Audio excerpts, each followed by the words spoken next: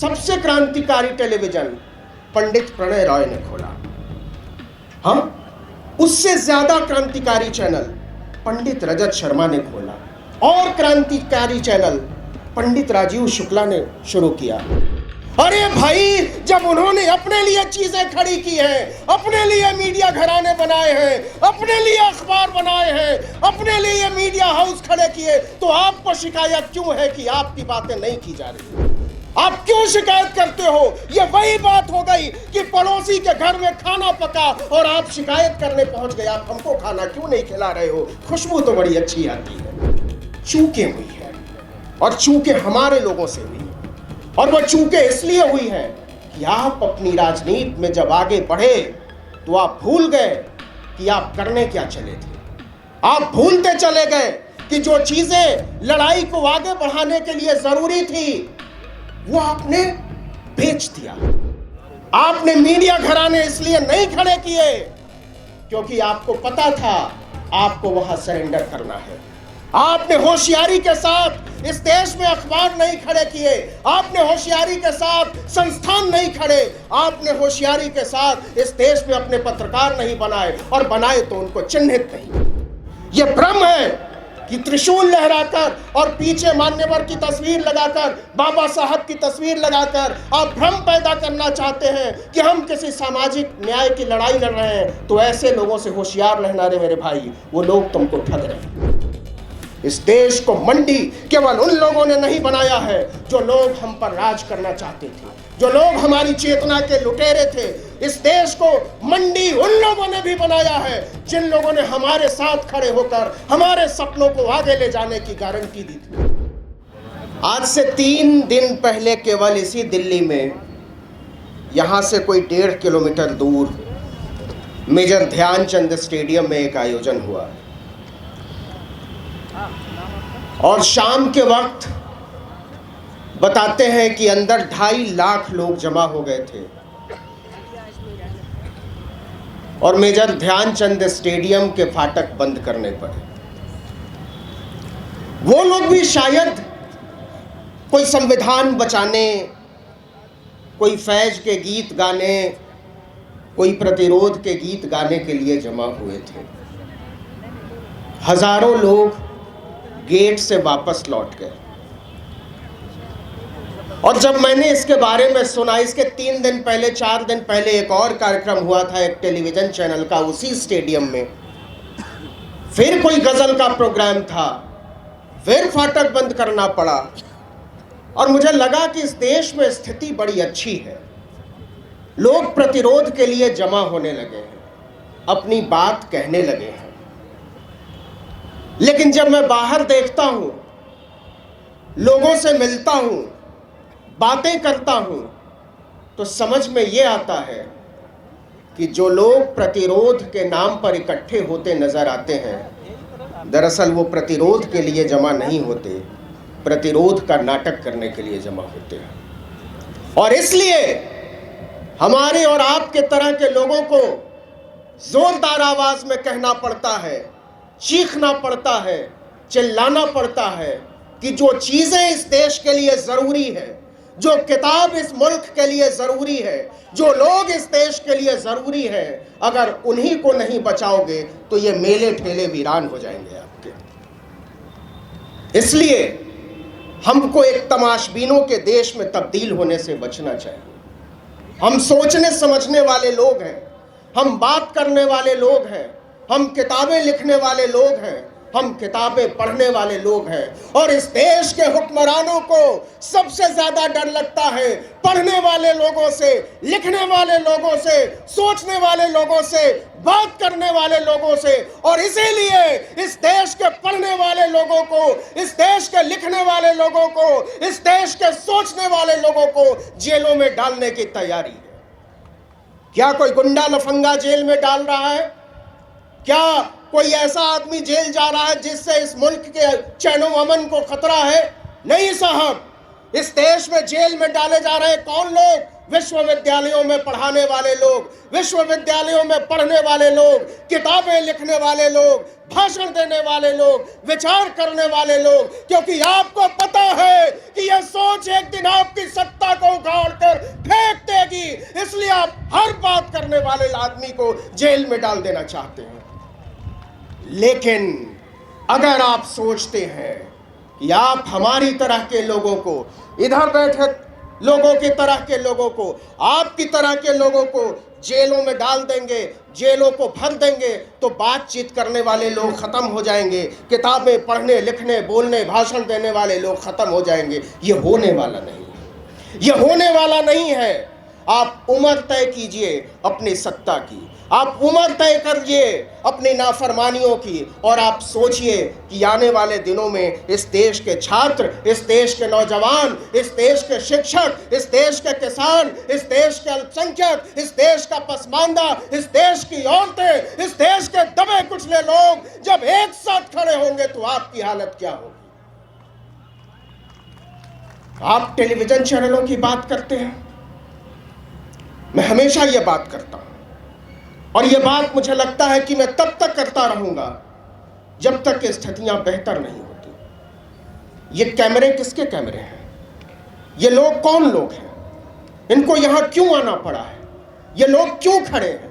ये यहां से जाकर क्या करने वाले हैं? ये इसलिए आए हैं क्योंकि इस देश के मीडिया घराने हमारी और आपकी बात कहने को राजी नहीं है। इस देश के टेलीविजन चैनल, इस देश के अखबार हमारी बातचीत करने को राजी नहीं है। तो इस देश के टेलीविजन चैनल हमारी बातचीत करने को राजी क्यों नहीं है? इस देश के अखबार यहां बैठे लोगों की बातें रखने को राजी क्यों नहीं है? इस पर बात तो करनी पड़ेगी, बात करनी पड़ेगी। चेहरा छुपाने से काम नहीं चलेगा, चेहरा बचाने से भी काम नहीं चलेगा। आप गौर कीजिए, पिछले 15-20 सालों में इस मुल्क में जो टेलीविजन चैनल खुले, वो कौन से टेलीविजन चैनल खुले? सबसे क्रांतिकारी टेलीविजन पंडित प्रणय रॉय ने खोला। हाँ, उससे ज्यादा क्रांतिकारी चैनल पंडित रजत शर्मा ने खोला, और क्रांतिकारी चैनल पंडित राजीव शुक्ला ने शुरू किया, पंडित अवीक सरकार ने शुरू किया। अरे भाई, जब उन्होंने अपने लिए चीजें खड़ी की हैं, अपने लिए मीडिया घराने बनाए हैं, अपने लिए अखबार बनाए हैं, अपने लिए मीडिया हाउस खड़े किए, तो आपको शिकायत क्यों है कि आपकी बातें नहीं की जा रही हैं? आप क्यों शिकायत करते हो? ये वही बात हो गई कि पड़ोसी के घर में खाना पका और आप शिकायत करने पहुंच गए, आप हमको खाना क्यों नहीं खिला रहे हो? खुशबू तो बड़ी अच्छी आती है। ये होशियारी, ये मक्कारी चलने वाली नहीं है। आज आप संविधान बचाने की बात कर रहे हो, जहां तक ये आवाज पहुंचनी चाहिए थी वहां तक ये आवाज पहुंच रही है क्या? क्या वजह है कि यहां लोग नहीं आए?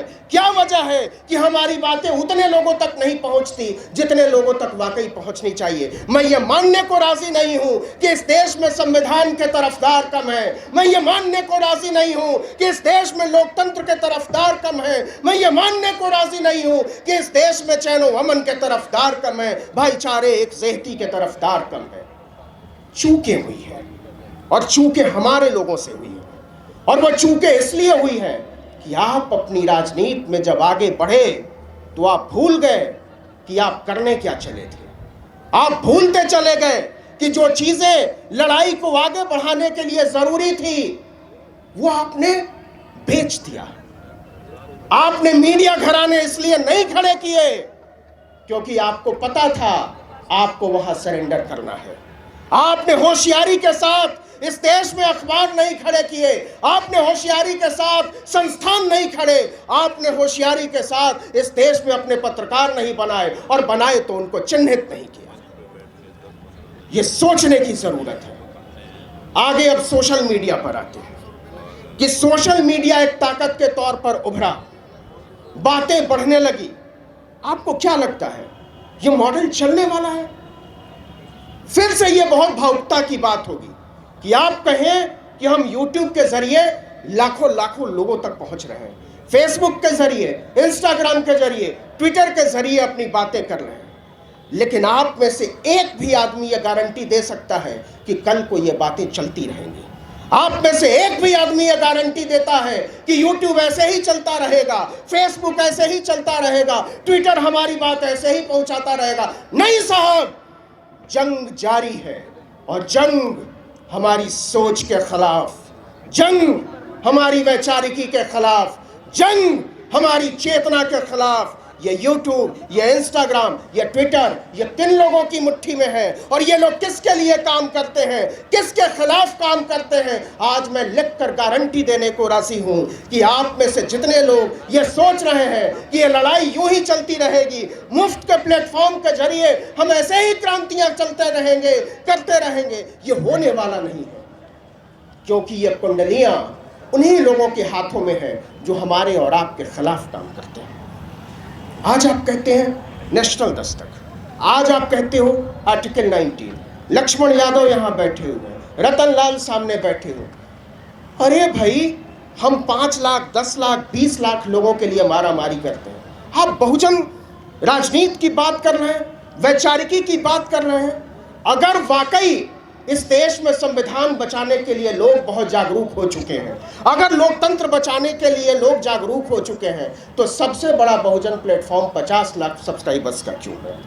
जबकि इस देश में बहुजनों की आबादी 100 करोड़ है। और इस देश के सबसे बड़े मीडिया घरानों के लिए, जो अनिवार्यतः इस देश के बहुजनों के खिलाफ है, जो इस देश के किसानों के खिलाफ है, जो इस देश के नौजवानों के खिलाफ है, उन्हें करोड़ों करोड़ों लोग सब्सक्राइब करके देख। और मैं गारंटी देता हूं कि हमारे और आपके बीच के लोग उसको सब्सक्राइब करके देखते हैं। क्यों देखते हैं? इसलिए देखते हैं कि आपके माइंड को पढ़ने का, आपके दिमाग को गढ़ने का और आपकी पूरी वैचारिकी को बनाने का जो अभियान चलाया जाता है, और वो अभियान जहां से चलाया जाता है, वो लोग वही लोग हैं जो हमको और आपको खत्म कर देना चाहते हैं। ये लड़ाई छोटी नहीं है। संविधान की बात उठी है, लोकतंत्र की बात उठी है, बात उठी है जातीय जनगणना की, तो सोचना पड़ेगा कि अगर हम लड़ने चले हैं, अगर हम भिड़ने चले हैं, अगर हम बदलने चले हैं, तो हमारे हथियार क्या होने चाहिए? आप बताइए साहब, इस देश में 1995 में एक प्राइवेट यूनिवर्सिटी थी, सिक्किम मणिपाल यूनिवर्सिटी, एक प्राइवेट यूनिवर्सिटी थी। आज इस देश में लगभग 450 प्राइवेट यूनिवर्सिटी है। आप सोचो कि 27 साल में 450% का इजाफा है। ये लोग कौन चलाते हैं? वहां कौन लोग पढ़ते हैं? वहां क्यों पढ़ते हैं? कहां से आते हैं वो लोग? इस पर भी बात करने की जरूरत है। यहाँ के सरकारी यूनिवर्सिटीज को कमजोर किया जा रहा है, पब्लिक फंडेड कॉलेजेस को कमजोर किया जा रहा है, सेल्फ स्पॉन्सर्ड सीट बढ़ाने का दबाव डाला जा रहा है। लक्ष्मण बैठे हुए हैं तो आएंगे और बताएंगे कि न्यू एजुकेशन पॉलिसी के नाम पर क्या तमाशा चलाया जा रहा है। फीसें बढ़ाई जा रही हैं। इलाहाबाद यूनिवर्सिटी में छात्रों की पीठ तोड़ डाली गई क्योंकि आपने अचानक से 400% फीस बढ़ा दी थी। यह फीस इसलिए बढ़ाई जा रही है, इस देश के यूनिवर्सिटीज को प्राइवेट इसलिए बनाया जा रहा है, इस देश के शिक्षा व्यवस्था को इसलिए बेचा जा रहा है कि हमारी आपकी तरह के गरीब, इस देश का दलित, इस देश का पिछड़ा, इस देश का पसमानदा, इस देश का आदिवासी अगर पढ़ लिख लेगा तो आपसे सवाल करना शुरू कर देगा। और आप सवालों से बचना चाहते हैं, इसलिए इस देश के विश्वविद्यालयों पर सस्ती पढ़ाई पर, पढ़ाई के अधिकार पर ताला लगा देना चाहते हैं। अगर हम और आप वाकई इस देश के संविधान को बचाने के लिए गंभीर है, इस देश के लोकतंत्र को बचाने के लिए जरूर गंभीर है, कौमी एकजहती को बचाने के लिए गंभीर है, तो इस देश के सारे प्राइवेट यूनिवर्सिटीज के फाटक तोड़ दिए जाने चाहिए, उनको खोल दिया जाना चाहिए। दलितों के लिए, आदिवासियों के लिए, पिछड़ों के लिए, पसमानदा के लिए, औरतों के लिए, और नहीं तो इस देश की सरकार को गारंटी देनी होगी कि एमिटी यूनिवर्सिटी में कोई बच्चा पढ़ना चाहेगा, अशोका यूनिवर्सिटी में कोई बच्चा पढ़ना चाहेगा, अगर कोई पढ़ना चाहेगा लवली प्रोफेशनल यूनिवर्सिटी गलगोटिया में, तो उसकी फीस सरकार भरेगी, तो उसकी फीस सरकार भरेगी। हमारी तरह के लोग आपकी तरफ से यह ऐलान कर रहे हैं कि साहब हमारी औकात नहीं है अशोका यूनिवर्सिटी में पढ़ने की, साहब हमारी औकात नहीं है एमिटी यूनिवर्सिटी में पढ़ने की, हमारी औकात नहीं है इस देश के आला तरीन प्राइवेट यूनिवर्सिटी में पढ़ने की। लेकिन अगर आप वाकई बराबरी की लड़ाई पर हो, अगर इस देश को चलाने वाले वाकई ये गारंटी देते हैं और ये कहते हैं डंके की चोट पर कि वो सामाजिक न्याय के पक्ष में है, तो शिक्षा के अन्याय के साथ ये सामाजिक न्याय का ढोंग नहीं चल सकता। लेकिन क्या हमारे नेता, क्या हमारे चुने हुए नुमाइंदे ये कहने को तैयार हैं कि इस देश के विश्वविद्यालयों में, इस देश के प्राइवेट विश्वविद्यालयों में, इस देश के दलितों, पिछड़ों, आदिवासियों, पसमानदा के एडमिशन की, नौकरी की गारंटी देनी होगी? नहीं है तैयार। क्या आप जानते हैं कि इस देश के आईआईटी में, एम्स में, आईआईएम में कोई पीएचडी नहीं करने देता है आदिवासियों को, दलितों को, पिछड़ों को? क्यों पीएचडी नहीं करने देता? इसलिए नहीं करने देते कि वहां पढ़ाने वाले लोग नहीं है इस तबके के। और आप कहते हो कि हमको ईडब्ल्यूएस करना है, हम आर्थिक आरक्षण की बात करेंगे। इस देश की सबसे ऊंची अदालत में बैठने वाला एक जज खुलेआम कहता है कि जातीय आरक्षण को खत्म करने का समय आ गया है, और हम और आप खामोशी से सुनते हैं। जाकर दिल्ली के ध्यानचंद स्टेडियम में गाने सुनते हैं, मस्त नाचते हैं, सेल्फियां खींचते हैं, और आकर सोचते हैं कि कॉमरेड क्रांति हो रही है। यह क्रांति हमारे और आपकी नजरों के सामने धोखा है। बदलाव का जो ये ढोंग रचा जा रहा है वो एक दिन हमारी आने वाली नस्लों को बर्बाद कर देगा। मैं आपसे इसलिए नहीं आया हूं कि हम अपने आप को बचा लें। मैं इसलिए आया हूं कहने के लिए कि हम अपनी आने वाली नस्लों को बचा लें। हम वो बचा लें जो हमको बाबा साहब ने दिया था, और यकीन मानिए कि जो हमको बाबा साहब ने दिया था उससे कम कम कम हमारे पुरखों ने हमको सौंपा है। हमको रिक्लेम करना होगा, हमको चीज़ों को वापस हासिल करना होगा, हमको छीनना होगा, क्योंकि मांगने से बात बन नहीं रही है।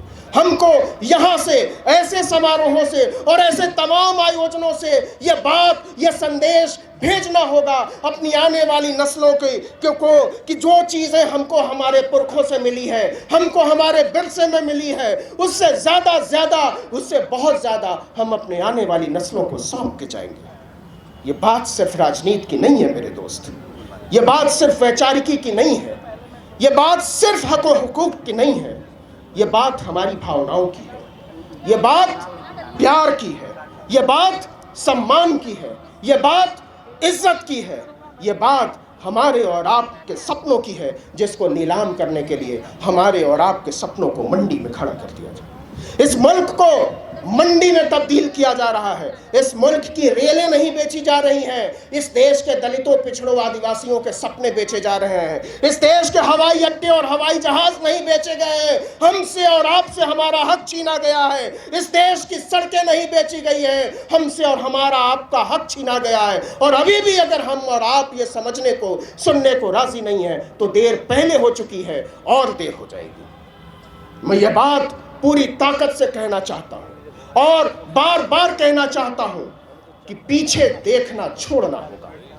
उन लोगों ने जो गलतियां की हैं, हमको उससे आगे बढ़ना होगा। यह बात डंके की चोट पर कहनी होगी कि त्रिशूल और बाबा साहब की लड़ाई एक साथ नहीं चल सकती। यह भ्रम है कि त्रिशूल लहराकर और पीछे मान्यवर की तस्वीर लगाकर, बाबा साहब की तस्वीर लगाकर आप भ्रम पैदा करना चाहते हैं कि हम किसी सामाजिक न्याय की लड़ाई लड़ रहे हैं। तो ऐसे लोगों से होशियार रहना रे मेरे भाई, वो लोग तुमको ठग रहे हैं। ठगों से, जालसाज लोगों से, जाली लोगों से, फरेबियों से सावधान रहना, नहीं तो वो लोग आपको बीच बाजार में खड़ा करके नीलाम कर देंगे। इस देश को मंडी केवल उन लोगों ने नहीं बनाया है जो लोग हम पर राज करना चाहते थे, जो लोग हमारी चेतना के लुटेरे थे। इस देश को मंडी उन लोगों ने भी बनाया है जिन लोगों ने हमारे साथ खड़े होकर हमारे सपनों को आगे ले जाने की गारंटी दी थी। और इसलिए ये बात बार बार कहने की जरूरत है, हर मंच पर कहने की जरूरत है, चीख चीख कर कहने की जरूरत है कि हम आप में से हर एक का चेहरा पहचानते हैं। हम पहचानते हैं आपके जूतों का तल्ला जिससे आपने हमारे सपनों को रौंदा है, और अब हम और इसके लिए तैयार नहीं हैं। बात लंबी हो गई है, बहुत सारे लोग बोलने वाले हैं, इसलिए मैं ख़त्म कर रहा हूँ अपनी बात को केवल इतना कह के कि आने वाले दिनों में ये लड़ाई और बड़ी होगी। आने वाले दिनों में हमको और आपको ज़्यादा ऊंची आवाज़ में बात करने की ज़रूरत पड़ेगी। आने वाले दिनों में हमको और आपको सड़कों पर निकलने की ज़रूरत पड़ेगी। हम आने वाले दिनों में हमको और आपको जेल जाने की ज़रूरत पड़ेगी, लाठियां खाने की ज़रूरत पड़ेगी और ज़रूरत पड़ी तो मरने की ज़रूरत पड़ेगी। क्या आप इसके लिए तैयार हैं? और अगर आप इसके लिए तैयार हैं तो यकीन मानिए कि इस देश से संविधान का राज कभी खत्म नहीं होगा। यकीन मानिए इस देश से लोकतंत्र कभी खत्म नहीं होगा। यकीन मानिए वो तमाम लोग इसी मुल्क की जेलों में बंद किए जाएंगे जिन्होंने हमसे और आपसे हमारे जीने का सपना छीना है, जिन्होंने हमसे और आपके सपनों को नीलाम किया है, जिन्होंने इस मुल्क के संविधान से गद्दारी की है, जिन्होंने आदमी के ईमान से गद्दारी की है। ऐसे तमाम गद्दार इस मुल्क के जेलों में बंद होंगे। वो तमाम गद्दार जो हमको देशभक्ति का सर्टिफिकेट देते हैं, जो हमको खालिस्तानी आतंकवादी देशद्रोही बताते हैं, उन तमाम लोगों को हिसाब देना पड़ेगा। मैं बधाई देना चाहता हूं आगे खड़े इन तमाम लोगों को जो खिलाफ परिस्थितियों में काम कर रहे हैं। आपको शायद अंदाजा नहीं है कि ये काम कितना मुश्किल है। आपको शायद अंदाजा नहीं है कि एक वीडियो के पीछे कितनी जद्दोजहद होती है, कितना डर लगता है, कितने सारे खौफ से गुजरना पड़ता है, पूरी रात सोचना पड़ता है कि इस पर हमको बात करनी चाहिए या नहीं चाहिए। इसीलिए मैं आपसे हाथ जोड़कर अपील करता हूं कि एक वीडियो जब आपकी नज़रों के सामने से गुजरे तो आप उसको केवल वीडियो मत समझिए। आप समझिए कि उसमें किसी का लहू है, उसमें किसी का पसीना है, उसमें किसी की सोच है, उसमें किसी का ईमान है, इसमें हमारा और आपका गुमान है। आखिर में मैं केवल इतना कहना चाहता हूं कि हमने हवाओं के हाथ से आपकी तरह के लोगों को मोहब्बतों के, बंधुत्व के, भाईचारे के, समानता के खतूत भेजे हैं। ये सारे खतूत एक दिन पंछियों में तब्दील हो जाएंगे और हमारे आपके सपनों की तरफ फड़फड़ाएंगे और चिल्लाएंगे, बाबा साहब की जय, संविधान की जय, लोकतंत्र की जय, इनकलाब जिंदाबाद।